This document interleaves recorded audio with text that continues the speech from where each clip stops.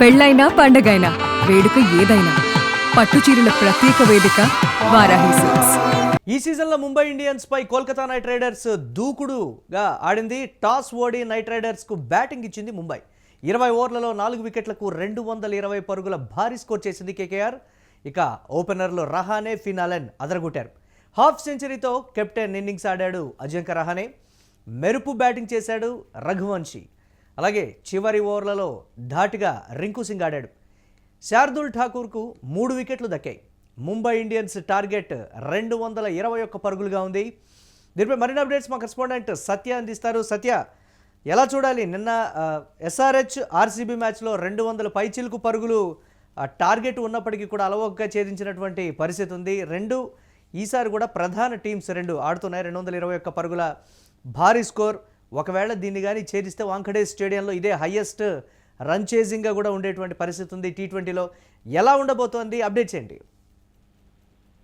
IPL తొలి match లోనే ఏదైతే Mumbai Indians Kolkata Knight Riders దూకుడైతే ప్రదర్శిస్తున్న పరిస్థితి కనబడతా ఉంది. టాస్ ఓడిపోయినటువంటి నైట్ రైడర్స్ బ్యాటింగ్ ఇచ్చిన పరిస్థితి ఉంది. ముంబై 20 ఓవర్లలో 4 వికెట్లు కోల్పోయి 220 రన్స్ చేసినటువంటి కేకేఆర్ అదరగొట్టిన ఓపెనర్లు అంటే రహానే, ఇటు పిన్ అలైన్ కావచ్చు, హాఫ్ సెంచరీతో చాలా మంచిగా ఆడిన పరిస్థితి ఉంది. ముఖ్యంగా ఇక్కడ రహానే గురించి మాట్లాడుకోవాలి. రహానే చాలా అద్భుతంగా ఆయనకున్నటువంటి ఎక్స్పీరియన్స్ ని యూజ్ చేసి కూడా అంటే తక్కువ బాల్స్ లోనే ఎక్కువ పరుగులు చేయడం కావచ్చు. అలాగే పిన్ అలైన్ కూడా మరి బ్యాటింగ్ తో అదరగొట్టిన పరిస్థితి కనబడతా ఉంది. అలాగే హాఫ్ సెంచరీ చేసినటువంటి రహానే అయితే అందరూ కూడా మెచ్చుకుంటున్న పరిస్థితి కనబడతా ఉంది. మెరుపు బ్యాటింగ్ అయితే చేసిన రఘువంశీ కూడా చివర్లో మరి రింకు సింగ్ అలాగే రఘువంశీ ఇద్దరు కూడా ధాటిగా ఆడి 220 రన్స్ ను కూడా చేసిన పరిస్థితి. అయితే ముఖ్యంగా ఈ మ్యాచ్ లో దాదాపు ఒకే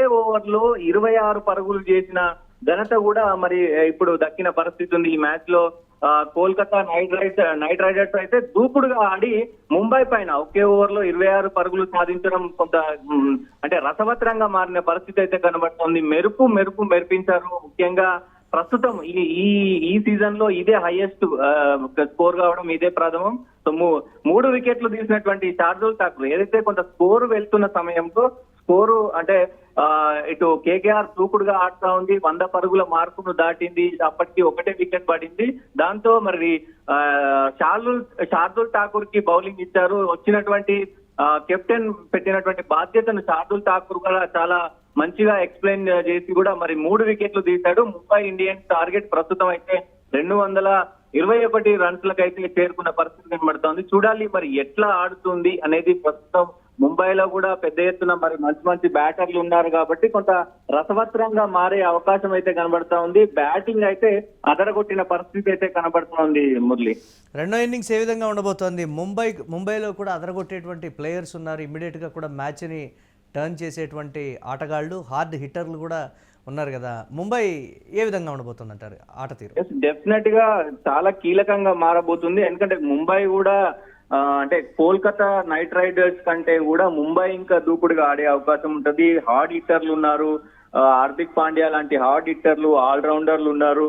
సో మొత్తం కూడా ఈ బ్యాటింగ్ లైనప్ కూడా చూడాల్సిన అవసరం అయితే ఉంటది.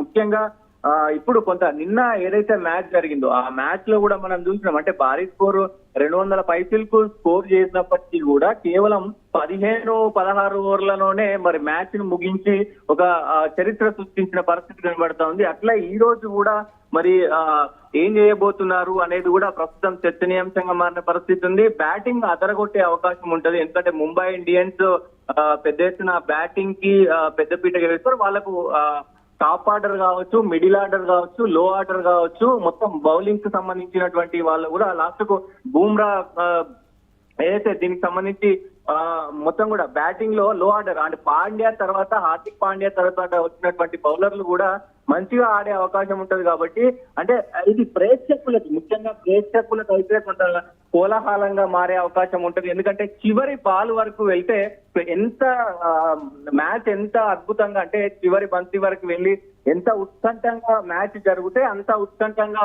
చూస్తారు. కాబట్టి కొంత వాళ్ళకు ఆ జోష్ అనేది వస్తుంది, ఆ టికెట్ కు పెట్టిన ఎంటర్టైన్మెంట్ అనేది వస్తుంది. కాబట్టి ఈ ఐపీఎల్ లో ముఖ్యంగా ఐపీఎల్ లో తొందరగా మ్యాచ్ అయిపోతే కొంత నిరాశ పడతారు ఎప్పుడు ప్రేక్షకులు. క్రికెట్ అభిమానులంతా కూడా లాస్ట్ బాల్ వరకు ఉండి అది ఇంకా సూపర్ ఓవర్ గా మారితే గనక ఒక విచిత్రమైనటువంటి కోలాహలం కనబడుతుంది స్టేడియం అంతా. అదే చూసే వాళ్ళకైనా ఇవన్నీ కూడా కనబడుతుంది. కాబట్టి ప్రస్తుతానికైతే మరి చూడాలి ఏ రకంగా ఉండబోతుంది, ఏ రకంగా ముంబై ఇండియన్స్ మరి ఆడబోతున్నారని చూడాల్సిన అవసరం అయితే ఉంటుంది. Right, thanks for updates Satya.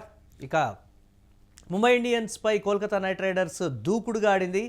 Toss OD night రైడర్స్కు batting ఇచ్చింది ముంబై. 20 ఓవర్లలో 4 వికెట్లకు 220 పరుగులు చేసింది కేకేఆర్. ఓపెనర్లు రహానే, ఫినాలెన్ అదరగొట్టారు. హాఫ్ సెంచరీతో అజింక్య రహానే కెప్టెన్ ఇన్నింగ్స్ ఆడారని చెప్పాలి. ఇక రఘువంశీ కూడా మెరుపు బ్యాటింగ్ చేశాడు. చివరి ఓవర్లలో రింకు సింగ్ ధాటిగా ఆడాడు. శార్దుల్ ఠాకూర్కు 3 వికెట్లు దక్కాయి. ఇక ముంబై ఇండియన్స్ టార్గెట్ 221 పరుగులుగా ఉంది. వాంఖడే స్టేడియంలో ఈ స్థాయి టార్గెట్ని ఛేదించారు అనంటే అక్కడ హైయెస్ట్ రన్ చేజ్గా కూడా అది రికార్డు సృష్టించనుంది. చూడాలి ఏ విధంగా ఉండబోతోంది ముంబై ఇన్నింగ్స్ అనేది.